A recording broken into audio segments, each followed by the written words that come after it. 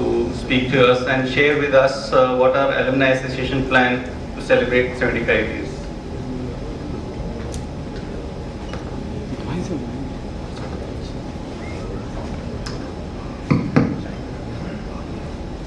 Respected Vice Chancellors of faculty from our university, panelists, my colleagues, about what are the plans. I think Mr. Sanjay Diwan has spoken about. I would start the panel discussions, but before that, in the last week of July, our Honorable Prime Minister has inaugurated Deen Dayal Upadhyaya Gram Jyoti Yojana. It is basically power sector reforms for providing 24/7 availability of electricity. The aim is to provide 2 trillion units of energy by 2019. That is doubling the capacity which we have today. So next 4 years there is a target to the power sector. And this target the government has to meet. That is the vision of the government. And that is the reason why we have chosen this topic. Honorable Vice Chancellor has mentioned that we could have only the roadmap. Actually, we included roadblock purposely. Unless we know what are the bottlenecks. For example, I was reading in the newspaper, which says that financial conditions of the power sector is very, very precarious. And even the banks will be in trouble because of the power sector is not doing well. It came in the last week of July, 2 articles. I'll narrate you one story. It's a very small story and pertaining to United States. There was a college student, a wrestler, who met with an accident and he lost his one hand. After he was recovered, he told his father, but his father says with one hand it is very difficult to do wrestling. Even with the 2 hands it is a difficult area. But he says, no, I want to do it. So his father took him to many coaches. But most of them said that it is not possible. But one coach said, I'll teach him. Leave it to me. So he started coaching him. And he told him only one art. And this student was also, he says, sir, you are not teaching me much. He says, you do whatever I am telling you. When university competition started, he won 1 bout, he won 2nd bout, he won 3rd bout, and ultimately he won the medal, final. He himself was amazed. So he asked his coach, sir, what is the reason? You have not taught me much, you taught me only one thing, but I am winning.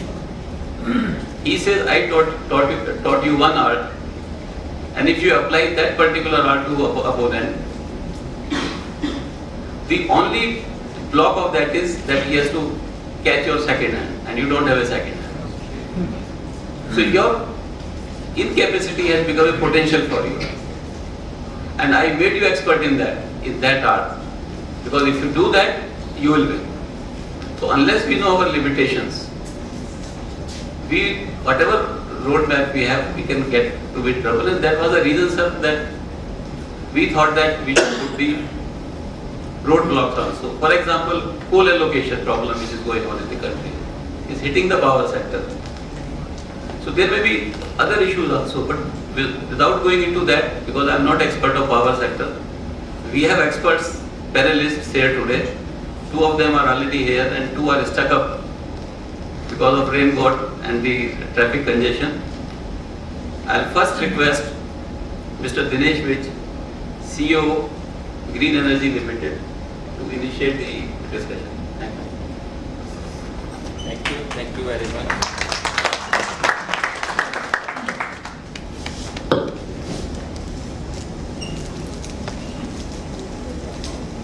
I think the ills of the power sector, everybody is aware. So today I will talk only about the roadmap, which government is vision about it. I will only talk what government is trying to do for 24/7 power for all in India.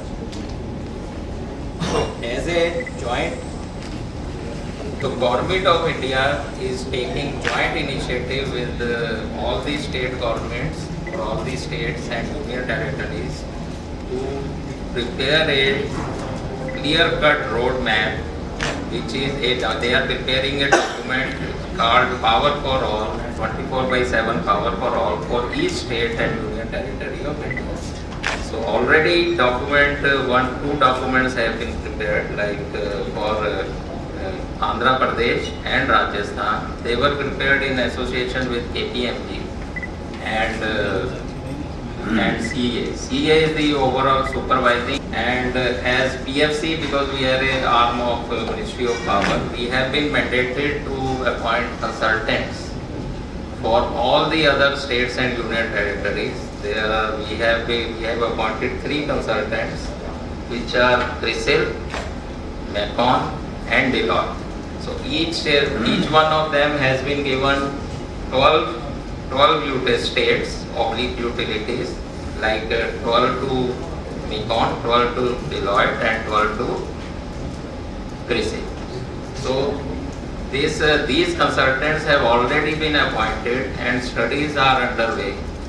So to prepare documents which will facilitate the power for all for all up to 2022. So government is going in a very methodical way.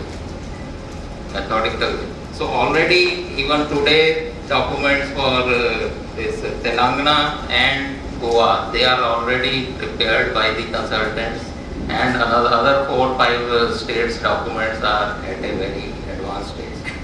So these documents are prepared in association with states. Their generation plan is studied and everything. If you want to go in detail, I can go systematically. So basic assumption in these documents is that initiative is for uninterrupted power supply to existing consumers by in another 2-3 years, maybe by the end of 12th plan, and access for unconnected consumers in the next 5 years. So studies for these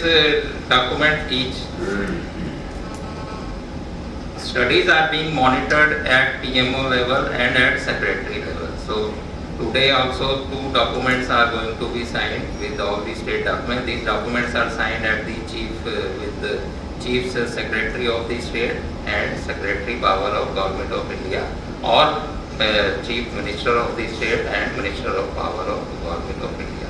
So this document contains the clear-cut deliverables and clear-cut monitorable targets are being mentioned in the document. What are the constraints? How funding is going to come from the India Upadhyay or from another program is there, IPDS, which is for urban states, urban centers is for IPDS, and for rural areas it is Deen Dayal Upadhyay Jyoti Gram Yojana. So these documents basically in 2-3 months they are completing the studies for a single state or utilities, and a plan is that by March 16 all the documents for all the 36 states, union territories will be available with Government of India. So there are 5 basic steps which are followed for preparation of PFA documents. First of all, assessment of availability of power to the state from various sources is studied, which is power available with the state from existing or under construction projects, or central sector allocation, how much is the allocation, and what are the PPAs signed with IPPs. Then adequacy of distribution infrastructure is studied in detail and gaps are identified. Then adequacy of interstate transmission systems are also studied and find out the gaps. And then basically now renewable energy is also given a greater focus, and energy efficiency. Renewable energy already this target for solar power or has been renewable energy targets has been increased from 20,000 to 1,75,000. And as you know, these days the buzzword is solar. All rooftop solar is coming, canal solar is coming, villager schemes are coming. All villagers are being involved in solar generation so that their equity part can be from their land itself and with a joint venture with others. So many innovative schemes are being planned for increasing the renewable energy also. Now, as far as document roadmap for providing 24/7 PFA is concerned, this document will include total power supply scenario of the state, including load forecasting.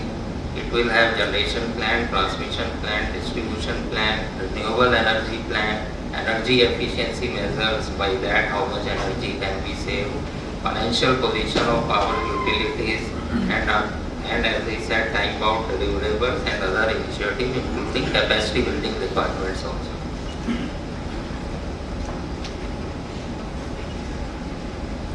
And to arrive at the present power supply position is available with all the states, and future demand is based on the aspirational growth level, which is decided by the requirement for unconnected household is added into that, supply to other coming new load or new industry is coming into that.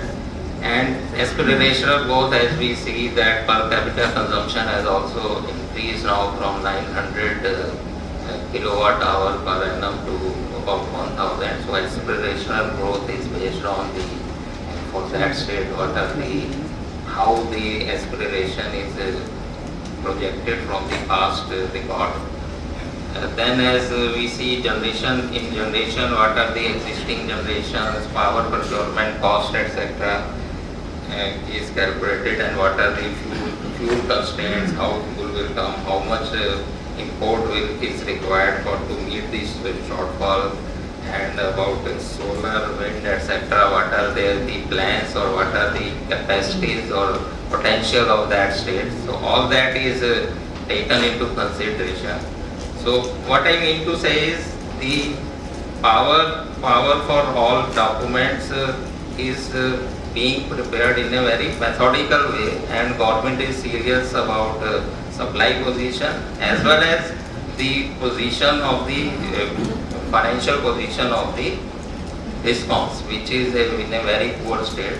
So in IPDS, we have prepared a projected loss reduction targets are being given to the states. So their 75% grant is linked to the reduction of AT&C losses in next 5 years. So already losses have come down to from 40, it was 40% in 2003, and in 2007 it came down to say 30%, and now it is 25%. So now the reduction is about 1% per annum. So by this trend, if we see, our target is to bring down the AT&C losses to 15% in all the states. For that, even SCADA centers are being, towns are, go live of towns is the term being used, that already 900 towns have been declared go live, where all the transformers, all the feeders have been mapped, GIS mapping, etc., and things can be controlled at the center, like which feeders are giving more losses, what intervention is required, even administrative measures.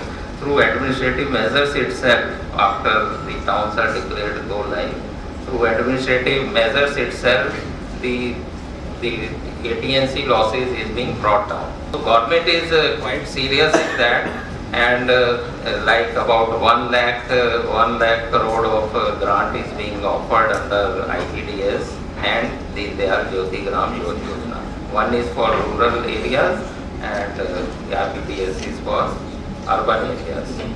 So earlier Rajiv Gandhi Gramin Vidyut Yojana was already there, which has been renamed as Deen Dayal Upadhyay Yojana, with additional features like feeder separation is covered into that, so that we can have agriculture feeders and urban feeders separate. So in order to rostering of the shutdown, like for agriculture, 24/7 power supply is not envisaged at the moment. At the moment, each state is going to give their own target, like 8-hour supply for agriculture, rural is there. So for that purpose, feeder separation has been covered under RDDY and it is named as the content. Similarly, earlier RAPTRP was there, which was not covering all the urban towns. They were only for 2003 census के हिसाब से there were only more than 30,000 population towns were covered in that. About 1,200 towns were covered in that. Now the IPDS, Integrated Power Distribution Scheme, this has been launched by GOI in November 2014. So there all statutory urban towns are covered, where this RAPDRP will be extended to all urban towns, and targets have been given to all the state governments. The loss reduction trajectory has been given each year, how much is the target for reduction of losses. Funding from PFC or REC is linked to those targets basically. So in those urban towns or district headquarters or as per 2011 census, another 1,000 towns are being added into that. So there is a very focused approach for all this, whether it is in the generation front, it is focus on renewable energy, and at the DISCOMs front through these two schemes for urban and rural area. So although it's a dream for power for all in India, in